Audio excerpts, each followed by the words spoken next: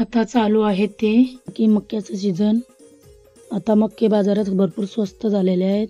मक्याचे दाणे साफ करून डीप फ्रीजरला कसे भरपूर दिवसांसाठी ठेवू शकतो ते पाहूया.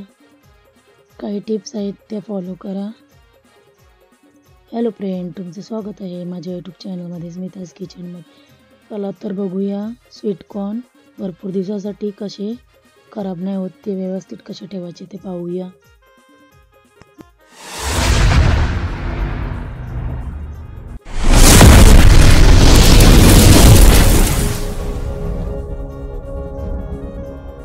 दोन मक्के घेतलेले आहेत आपण.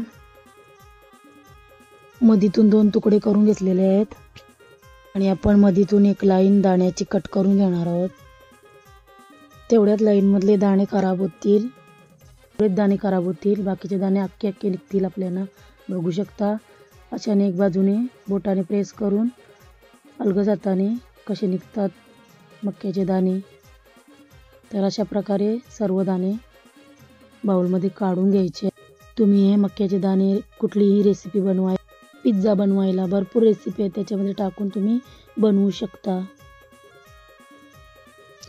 तर हे स्वीटकॉर्न अशा पद्धतीने केल्याने तुम्ही नेक्स्ट सीझन येईपर्यंत खाऊ शकता. आता आपले सर्व मक्याचे दाणे काढून झालेले आहेत पाहू शकता.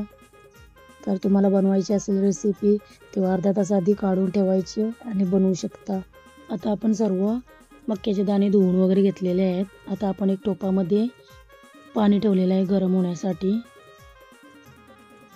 त्याच्यामध्ये आपण ॲड करणार आहोत 1 चम्मच मीठ आणि अर्धा चम्मच साखर. ते चांगलं ढवळून घ्यायचं आहे. आता आपण त्याच्यामध्ये ॲड करणार आहोत ते म्हणजे मक्याचे दाणे सर्व टोपामध्ये टाकून घ्यायचे आहेत. 4 ते 5 मिनटं बॉईल करून घेणार आहोत. याची जास्त कुकिंग नाही करायची, 4 ते 5 मिनटं. तुम्ही माझ्या चॅनलला अजून सबस्क्राईब नाही केलं तर करून घ्या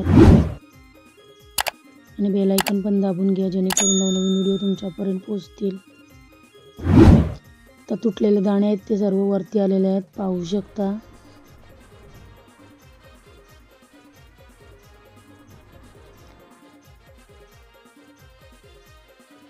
पाहू शकता आपल्या कॉर्नचा कलर पण बदललेला आहे, एकदम येल्लो झालेला आहे. जसे जसे दाणे शिजतील तसे तसे वरती यायला सुरुवात झालेली आहे पाहू शकता. ते एक एक दाणा कसा कसा वरती येते बघू शकता. तुम्हाला ही आजची टिप्स कशी वाटली ती कमेंट करून नक्की सांग. आता बघू शकता सर्व दाणे वरती यायला सुरुवात झालेली आहे. आता भरपूर पैकी दाणे वरती आलेले आहेत. तर पाहू शकता कसा येल्लो कलर आलेला आहे बघू शकता. आता आपण ते काढून घेणार आहोत एका बाउलमध्ये. तर आता आपण गॅस बंद करून घेतलेले आहे. तुम्ही कसे दाणे सर्व वरती आलेले आहेत ते बघू शकता. सर्व दाणे वरती आलेले आहेत. आता आपण ते काढून थंड पाण्याच्या बाउलमध्ये टाकणार आहोत.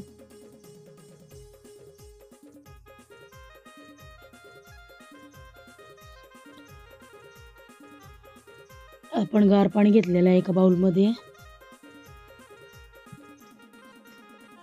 बर्फ घातला तरी चालेल, गार पाणी घेतलेलं आहे. तर आपण डायरेक्ट गरम पाण्यातून काढून बाउलमध्ये टाकलेले आहे थंड पाण्याच्या. अशा केल्याने त्याची कुकिंग प्रोसेस आहे ती थांबून जाते. म्हणून शक्यतो एकदम गार पाणी घ्या जेणेकरून त्याची कुकिंग प्रोसेस थांबेल. सर्व दाणे आपण बाउलमध्ये काढून घेतलेले आहेत. 3 ते 4 मिनटं आपण याच बाउलमध्ये ठेवणार आहोत गार होण्यासाठी. आता बघू शकता आता आपले दाणे थंडगार झालेले आहेत. आता आपण ते एका जाळीमध्ये ड्रेन करून घेणार आहोत. आपण आता त्याच्यामधलं पाणी थोडं कमी करून घेतलेलं आहे. आता आपण एका जाळीवर सर्व दाणे काढून घेतलेले आहेत पाहू शकता. तर अशा प्रकारे सर्व दाणे काढून घ्यायचे आहेत आणि अर्धा तासासाठी पाणी ड्रेन होण्यासाठी ठेवायचे आहेत. तर पाहू शकता अर्धा तास झालेला आहे. आता आपण हे दाणे एका बाउलमध्ये ट्रान्सफर करून घेणार आहोत. बघू शकता आपण बाउलमध्ये काढून घेतलेले आहेत. आता आपण मस्तपैकी ड्रेन झालेले आहेत दाणे. तर आपण एक प्लॅस्टिक बॅग घेतलेली आहे, त्याच्यामध्ये दाणे सर्व काढून घेणार आहोत.